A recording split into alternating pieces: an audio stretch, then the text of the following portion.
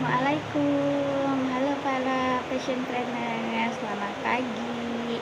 Kali ini kembali lagi di TikToknya Azura Fashion Baby and Kids dan YouTube-nya DHN Konveksi. Nanti ada lagi TikTok satu lagi yaitu Anugerah Abadi Konveksi, itu anak perusahaannya dari DHN Konveksi.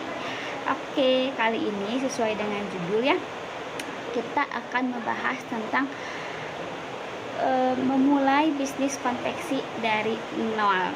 Lah, gimana caranya memulai bisnis konveksi dari nol? Nah, kemarin kan sudah di episode sebelumnya sudah saya bahas mengenai peluang bisnis konveksi di tahun 2025.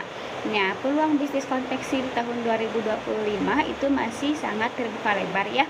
Karena untuk konveksi sendiri itu salah satu, kalau menurut saya itu salah satu kebutuhan manusia ya, selama masih ada manusia gitu kan yang hidup di dunia ini gitu kan, itu kebutuhan akan pakaian itu masih sangat butuh gitu kan, mau itu pakaian sehari-hari, mau itu pakaian seragam, mau itu pakaian kantor, itu masih sangat dibutuhkan.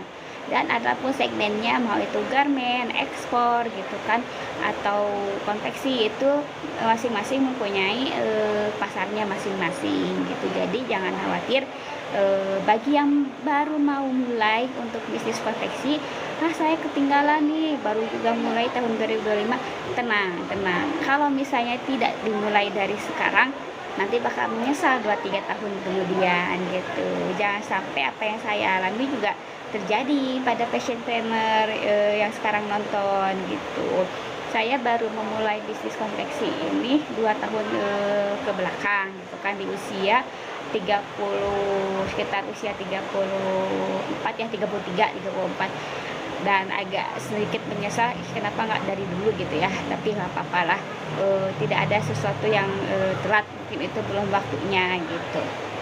Karena untuk memulai bisnis itu selain dari persiapan modal juga butuh persiapan mental dan tentunya ilmu gitu. Oke, makanya sekarang saya mau bagikan ilmunya bagaimana cara memulai bisnis konveksi itu dari nol.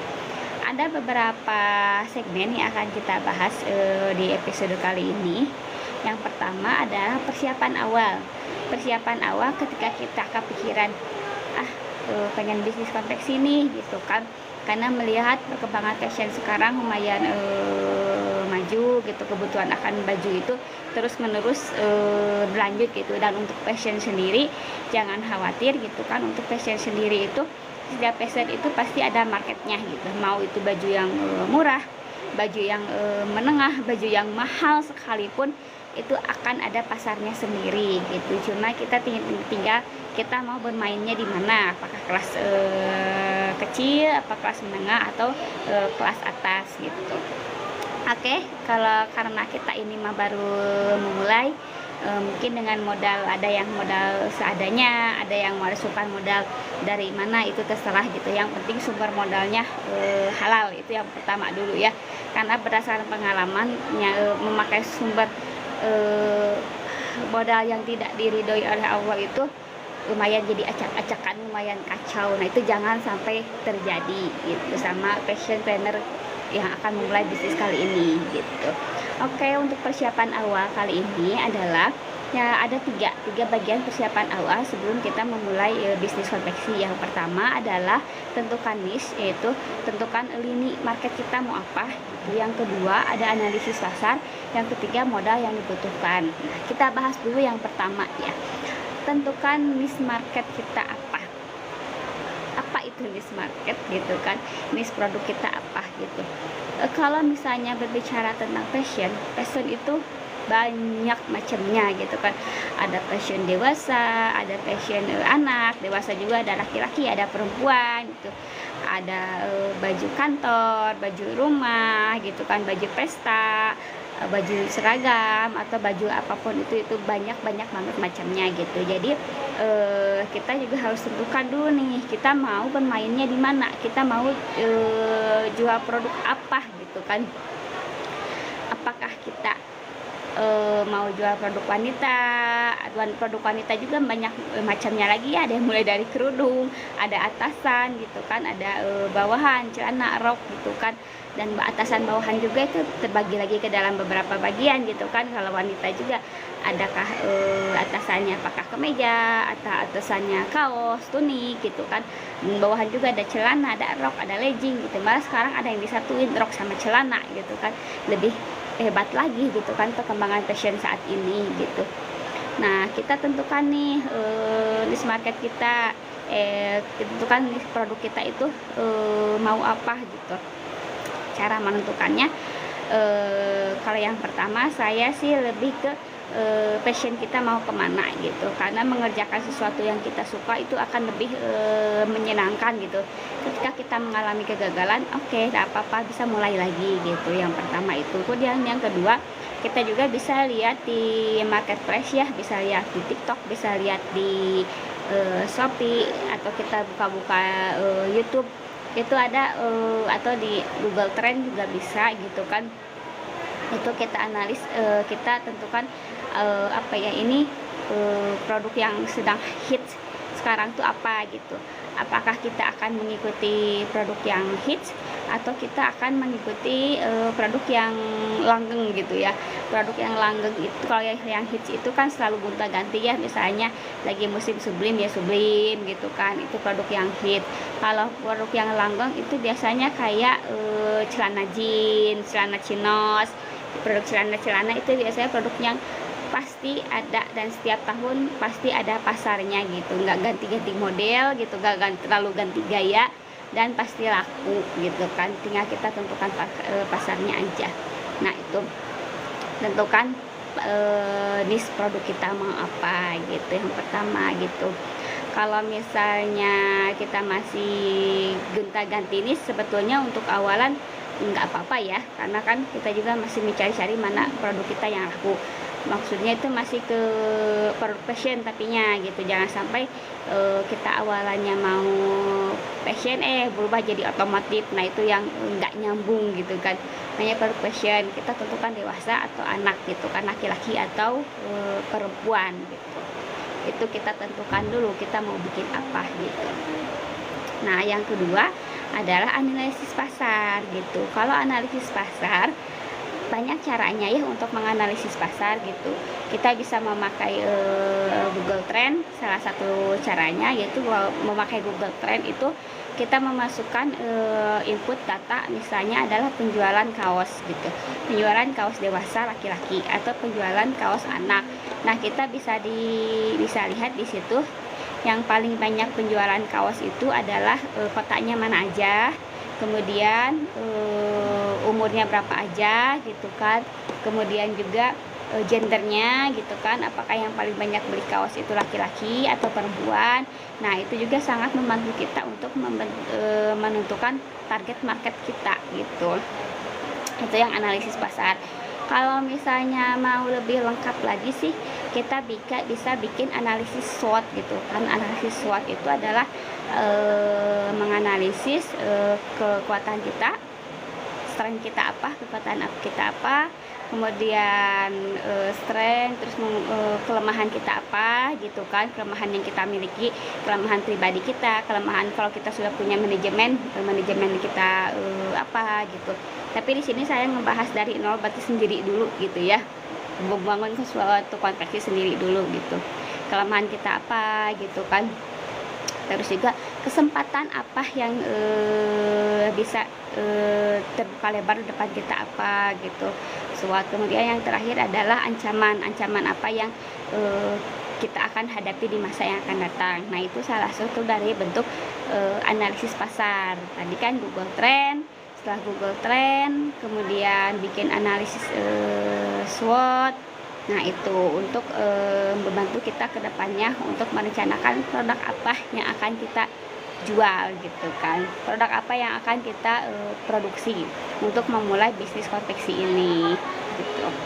Terus sebentar sebelum ke sana, bisnis konveksi itu sebetulnya target marketnya ada dua ya, ada bisnis konveksi yang B2C. B2C itu adalah bisnis langsung ke konsumen, kita punya produk kita jual langsung ke konsumen. Ada yang B2B, yaitu kita maklun atau kita kerjasama dengan perusahaan atau komunitas by order untuk melakukan suatu pekerjaan. Nah itu kalau yang kita bahas saat ini adalah saya membahas dulu tentang konveksi yang bisnis to customer gitu ya. Bisnis to customer itu adalah kita mempunyai produk dan kita menjualnya ke konsumen langsung gitu. Kalau bagi para kaum rebahan itu kan pasti ada lah keinginan gitu kan, atau para ibu kaula muda atau para ibu-ibu seperti saya gitu kan, sambil di rumah sambil ngurus anak gitu kan, pasti ada keinginan pengen ada kegiatan, pengen ada penghasilan tambahan, kira-kira apa ya gitu kan. Apalagi kalau punya tabungan nih ada dana lebih dari suami, daripada mengendap di bank kepotong sama admin gitu kan, mending kita selain investasikan ke emas, kita juga investasikan ke usaha gitu. Nah ini salah satu jawabannya adalah bisnis konveksi. Kita bisa memulai bisnis konveksi itu dari nol gitu kan. Balik lagi ke topik, itu mah backgroundnya ya, kenapa harus bisnis konveksi buat ibu-ibu atau buat para fashionpreneur di sini gitu kan, atau bagi kaula muda atau kaum berbahan gitu kan. Nah itu tadi persiapan awalnya, tentukan niche produknya apa, analisis pasar. Kenapa harus dianalisis? Biar kita juga nggak asal-asalan bikin produk langsung breng banyak gitu kan, ternyata nggak laku ya kan, nggak kayak gitu juga gitu kan. Walaupun rezeki sudah diatur sama Allah, tapi kan kita tetap harus ada ikhtiarnya, harus ada planningnya gitu kan. Nah itu kemudian setelah menentukan niche, produknya mau apa, analisis pasar, ini produk lakunya di mana, target marketnya usia berapa gitu kan, modal yang dibutuhkan. Kita juga harus hitung-hitungan mengenai modal yang kita butuhkan. Apakah kita akan apakah kita akan produk sendiri, jahit sendiri gitu kan, atau kita akan maklun ke konveksi yang lain, maklun ke penjahit yang lain gitu. Itu tentukan modal yang dibutuhkan gitu. Selain modal yang dibutuhkan, kita juga harus tentukan timeline gitu. Timeline waktu perjalanan satu baju itu diproduksi sampai baju itu bisa terjual. Nah itu juga kita harus tentukan nih timelinenya, biar waktunya nggak terlalu molor. Kalau waktunya molor, nanti cashnya kapan balik lagi gitu kan, kapan dijual produknya gitu kan. Nah itu persiapan awal. Nah maju lagi ke step berikutnya gitu. Setelah melakukan persiapan awal yang tadi, secara data kita tahu nih kita bikin apa, kelemahan kita apa, peluang kita apa, ancaman di depan apa. Nah kita melakukan actionnya gitu. Melakukan actionnya itu adalah yang pertama, karena ini bisnis B2C ya. Kalau B2C itu kita produsen membuat bajunya langsung dan kita langsung jual ke konsumen, itu B2C. Kita harus mencari supplier gitu. Pintar-pintarlah kita mencari supplier. Dalam cara mencari supplier itu tidak mudah ya, tidak mudah. Kita harus merelakan waktu untuk mencari toko yang sesuai apa yang kita inginkan gitu. Sesuai dengan apa yang kita inginkan adalah kualitas dari kainnya, kemudian yang kedua adalah harga, yang ketiga adalah keberlangsungan, apakah kain itu akan terus ada dan mudah didapatkan, atau kain itu hanya kain musiman yang hanya sekali atau 2 kali produksi gitu. Nah itu juga harus salah satu 3 syarat kita mencari supplier gitu. Selain tadi kualitasnya gitu kan, jangan asal. Kalau misalnya kita mau jualnya yang sekali putus sih oke gitu ya, kita cari kain yang asal aja, asal murah, yang nggak apa-apa kualitas nomor sekian, oke itu bisa gitu. Tapi kan kita bisnis itu bukan bisnis untuk menjual yang hanya sekali gitu. Kita itu bisnis menjual produk yang kalau bisa orang itu repeat order gitu, beli sekali, beli lagi, beli lagi, beli lagi. Makanya kita harus cari kualitas kain itu yang bagus gitu. Itu yang pertama gitu. Kemudian tadi harganya juga terjangkau, kualitas bagus, harga mahal, ya nanti kan ke HPP jatuhnya mahal juga gitu. Nah itu yang sebenarnya jangan juga gitu. Kita masih mencari-cari mana yang harganya bisa lebih miring dengan kualitas yang sama gitu. Yang ketiga ada ketersediaan kainnya ke depannya gitu.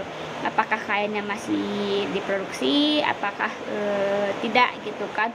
Karena kalau untuk ketersediaan kain, takutnya gitu ketika kita menyimpan stok ketika kita membuat produk, ternyata produk itu booming, kainnya nggak diproduksi lagi gitu, orang repeat order, kainnya nggak ada, konsumen jadi kecewa, nggak jadi beli, ya udah gitu kan, udah ada loss sales itu, loss pendapatan gitu kan.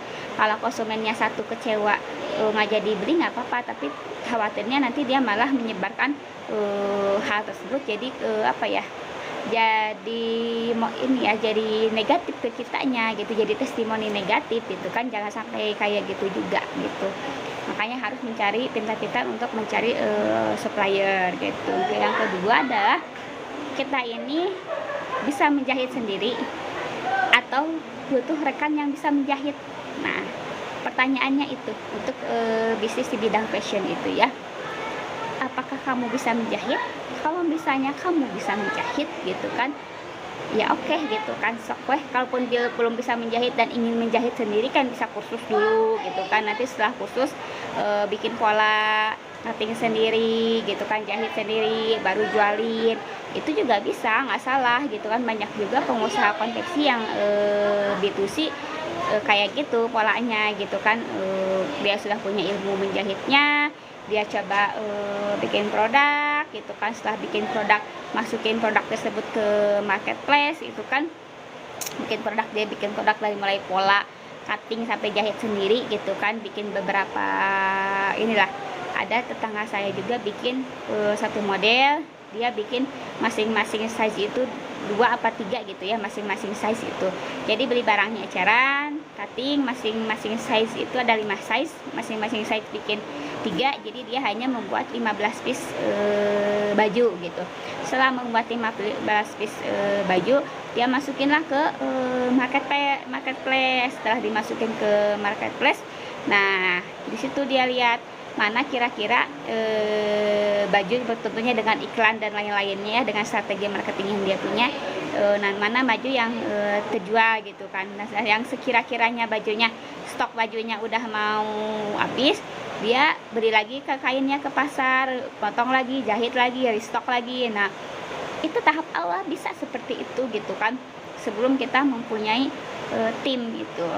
Jadi tidak ada yang tidak mungkin gitu kan, dari yang kecil-kecilan juga bisa gitu. Nanti sampai kita punya tim, orderan kita sudah membludak, tidak kerjakan sendiri, bisa meng-hire pekerja juga gitu. Sama meng-hire pekerja, cutting masih bisa sendiri, belanja masih bisa sendiri, meng-hire yang jahit, output bisa semakin banyak, penjualan juga bisa semakin naik. Nah itu juga bisa seperti itu prosesnya gitu. Jadi secara grafiknya gini gitu kan, terus meningkat, terus naik gitu kan. Itu bisa gitu, bekerja sendiri. Terus kalau langkah praktis itu, selain bekerja sendiri, kita juga bisa membangun tim gitu kan. Membangun tim itu bagi yang membangun tim itu penting juga kalau misalnya kita untuk langkah selanjutnya gitu kan. Tapi kalau misalnya kita pengen bisnis konveksi tetapi tidak bisa jahit gitu kan, baru ada keinginan gitu, udah bikin produknya mau apa, udah analisisnya, udah ditentukan modalnya berapa, modalnya sudah terkumpul, kita terkendala nggak bisa jahit nih, apakah masih bisa bisnis konveksi?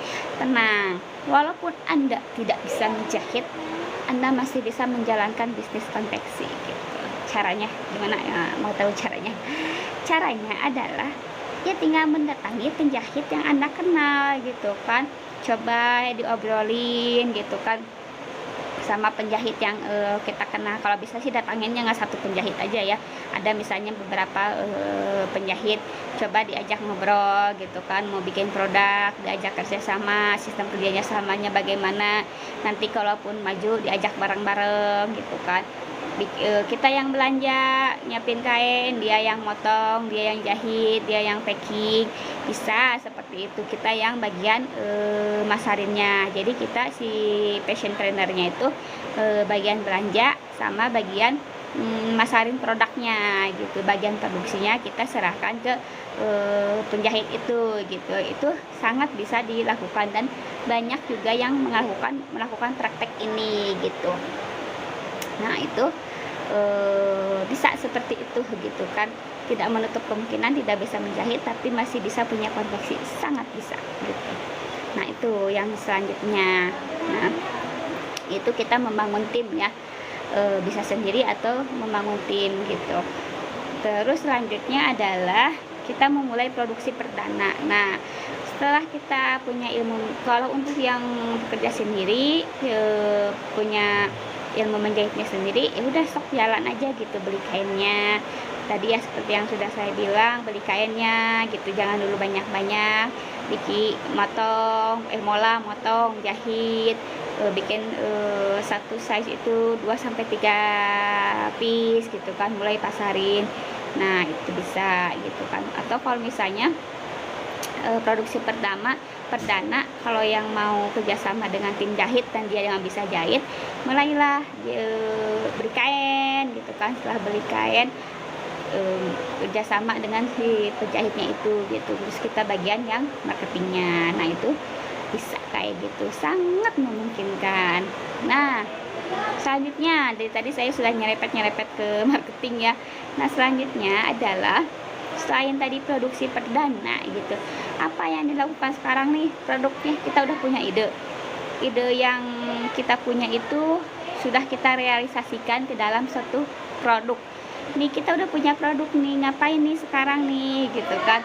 Nah sekarang kalau Anda sudah punya produk gitu, produknya jangan disimpan aja gitu. Bentar ya, saya menyapa dulu.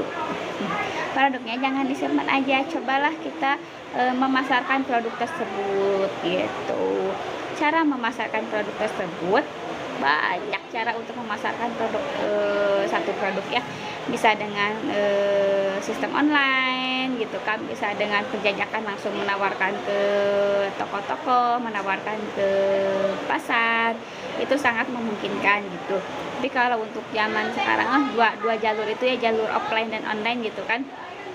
Jalur offline menawarkan ke teman, menawarkan ke saudara, mau nyimpan di toko, nyimpan di pasar, itu bisa dijajaki gitu kan, asal kitanya mau bergerak gitu kan. Terus yang kedua adalah sistem online, kita jangkauannya bisa lebih luas lagi, kita bisa membuka marketplace gitu kan. Buka marketplace itu banyak gitu, ada TikTok, ada Shopee, ada Google gitu kan, ada Facebook. Tinggal kita mau, apakah kita mau fokus di satu marketplace atau kita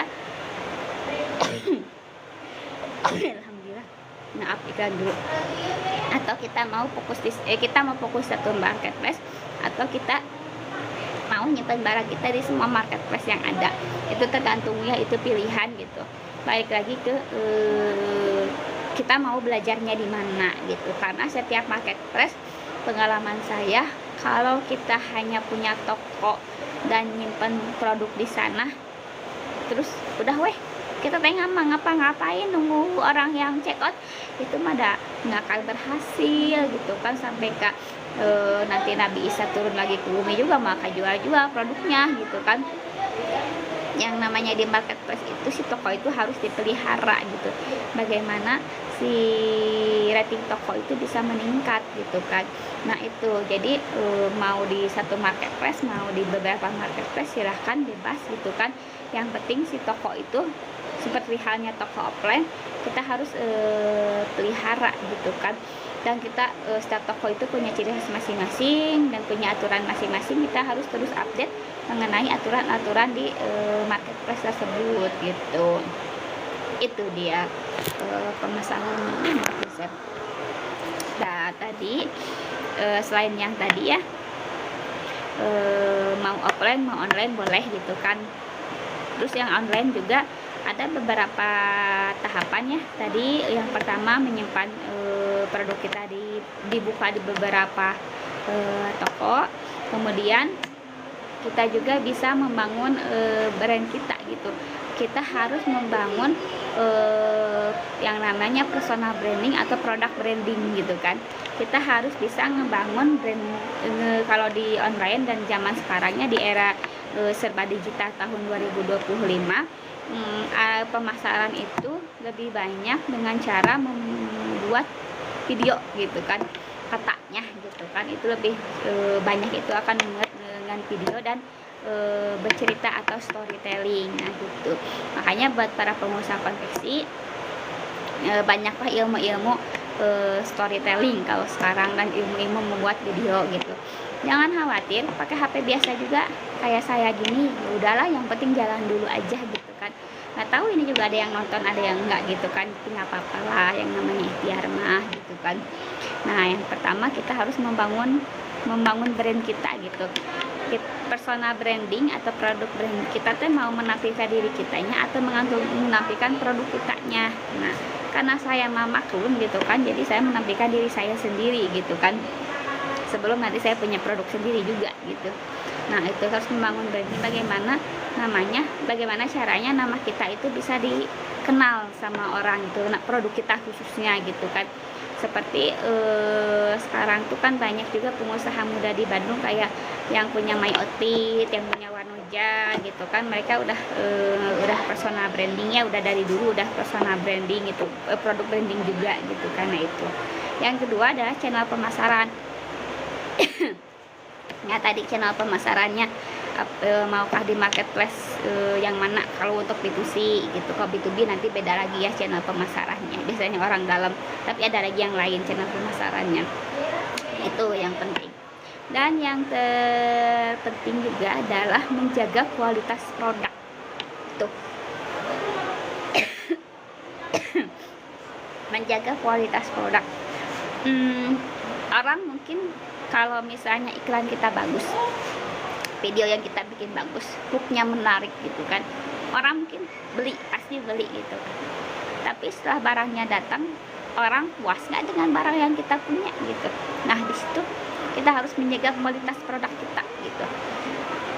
Jangan sampai orang tuh beli teh karena iklannya menarik, pas beli kecewa, ya udah jadi testimoni positif, testimoni negatif gitu kan. Kalau udah ngasih testimoni negatif kan, orang lain yang mau beli nggak jadi beli karena testimoninya negatif gitu kan. Makanya kita harus menjaga kualitas produk kita juga harus bagus. Nah itu cara memulai konveksi dari nol. Ada lagi yang mau ditanya? Kayak dasar aja. Oke, itu yang cara memulai bisnis konveksi dari nol versi yang B2C, bisnis itu customer langsung gitu. Nanti segmen selanjutnya kita bahas tentang B2B, bisnis to bisnis gitu ya. Walaupun sebelumnya saya juga belum mahir, tapi ya udahlah dibahas aja dulu buat mengingatkan diri saya juga gitu. Oke, sekian live kita hari ini. Mudah-mudahan kedepannya banyak yang nonton dan materinya bermanfaat bagi yang lain. So apapun masalah yang kalian hadapi saat ini, teruslah belajar gitu. Jangan lupa untuk terus belajar dan pantaskan diri untuk mendapatkan sesuatu yang kalian inginkan itu. Itu yang sedang saya kejar saat ini. Walaupun belum dapat, tapi mudah-mudahan lah gitu ya. Kita harus melakukan sesuatu. Kalau Allah ingin merubah kondisi kita, kita harus merubah kebiasaan-kebiasaan kita. Ya, harus upgrade diri supaya si rezekinya juga mengupgrade diri gitu. Oke. Sekian live kita kali ini. Terima kasih yang sudah bergabung, terima kasih yang sudah nonton. Nantikan video-video saya yang lainnya. Akhirul kalam, Rabbana atina fid dunya hasanah wa fil akhirati hasanah wa qina adzabannar. Wassalamualaikum warahmatullahi wabarakatuh.